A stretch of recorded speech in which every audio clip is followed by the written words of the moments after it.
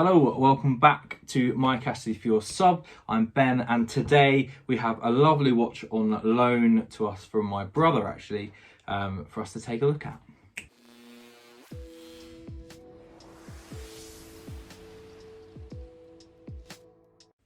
So before we get into today's review, we do a quick wristwatch check. And after talking about modding G-Shocks in the last episode, I just couldn't help but throw on the modified classic G-Shock. This started out life as a DW5600 with the, as you can see, the negative dial and the full rose gold kit from AliExpress. It took about a month to get here, and I am very, very tempted to use one of the gold Casio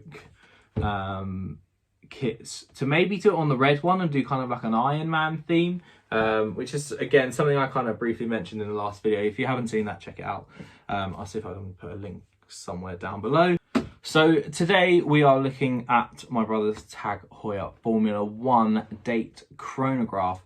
It's from 2013, and if we get it opened up here, we've got a nice sort of presentation box, lovely sort of faux leather box, and then inside we have the watch itself. So we have the watch initially on the rubber strap.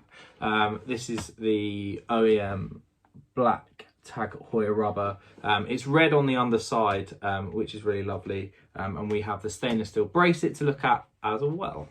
Okay, so here we have it then. This is the Tag Heuer reference CAH1011. It's a quartz chronograph, uses a Ronda movement. It's the caliber 4003.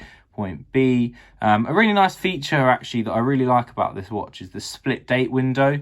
We'll see it in a second. When the crown's pulled out to the first position, the numerals move independently of each other, which is really lovely. Another key sort of feature about this chronograph that I didn't realise until we had it in hand is the hundredths of a second dial at 30 seconds starts to count the hours. Which again is a really nice feature. It's not something you see every day. The chronograph is accurate and smooth. It ticks nicely. There's no sort of jump back at all. We've got sapphire crystal on the top, screw down case back as well, which helps give the watch 200 meters of water resistance.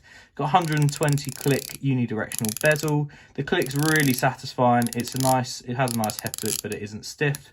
There's not really any play either in it as well, which is really fantastic, especially for a 7-year-old watch. We set the chronograph back and we see it all goes back perfectly and smoothly. So here we have the crown unscrewed in the first position. This is what's going to set your quick set date. As you can see, the numbers move nice and independently of each other, which is a really lovely feature. It's not something you see every day. Here we have a nice shot of the watch on wrist. It is a 45mm watch, so it is sort of on the larger side. But the 46mm lug length to lug length really lends itself to all sizes of wrists. My girlfriend had a try on earlier, and she absolutely loved the size of it as well. It's only 12mm thick, so it's nice and it's still pretty sleek, and it's not sort of really chunky and oversized, which is also very much appreciated. So here we have the watch changed over to the Tag Heuer rubber strap. It's a really nice dual colour with the red on the underside. It looks very subtle from the top. Underneath you have this lovely waffle pattern which keeps the watch strap nice and breathable, especially in the summer. The bracelet is fantastic quality. It's really nice. They're just push pins, there's nothing special, but you do have solid end links, which is always a nice touch. So a few positives and negatives then. The first positive is, as I sort of mentioned in the close-up review of the watch, the size of this thing is absolutely awesome. It is a 44mm case diameter. However, the 46mm lug length to lug length really lends itself to smaller wrists, as well as the larger wrists. As I sort of mentioned, it has a kind of an Oris Aquis kind of feel to it, which is very much appreciated just by the styling of the case. I say another thing I'm a big fan of on this watch, having the 120 click dive bezel, especially on a chronograph. It's not something you see every day. I'm not a huge fan of a tachometer. I never use them. I just don't. So yeah, it's really nice to have the dive bezel, especially one that's so solid feeling. You really don't feel like it's going to let you down if you do go diving with the watch. You do have the 200 meters water resistance, screw down crown, screw down case back, so it's not just there for the sake of it either. I have to say, the finishing, you can't really see it here, I'll put some close-ups, but the finishing on the dial is just second to none, especially the kind of sort of barreling on the hundredths of a second sub-dial in the middle. It's really detailed actually, and it's just done absolutely flawlessly. As mentioned, my brother got this in 2013, so it's 7 years old at the making of this video. And it looks pretty much brand new. Okay, so for the last part of the review, I've gone and put I've put it on wrist. Again, you can see how nicely it fits my 7-inch wrist, which is really fantastic. Unfortunately, it's not everything's fantastic. The fact that it's a quartz chronograph, I'm personally not a huge fan of ticking seconds hands.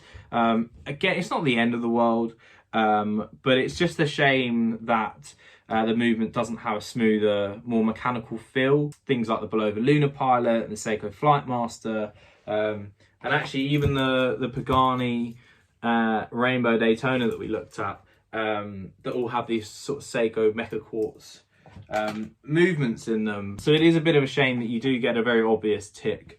That being said, the tick is very precise and there's no sort of wobble like on a cheap chronograph, so in that aspect it is very good. So the lume on the hour markings are really shocking. Even after filming in front of the studio light for most of the day really, in the dark, the lume on the hands is fantastic. There's loads of lume, it's really bright, you can really see it. But my biggest gripe with this watch by a mile is the fact it's not mine. I would love to own one of these at some point. I've always admired it on my brother's wrist from afar when he wears it, so it's really fantastic, and thank you very much for sort of sending it in. It's been really fantastic to have a bit of wrist time with it, both on the rubber and on the bracelet. He doesn't really wear it on the rubber that much that I've seen over the last couple of years, but both of them have a great look. You really make me want to have one now, which is very annoying. Okay, so we'll leave it there. That's the roundup of the Tag Heuer CAH1011. Really fantastic watch. I can't thank my brother enough for letting us have it in and do a review on it. I know we've all been sort of having a cheeky wear, but for now that's all, and thank you, and we will see you in the next episode.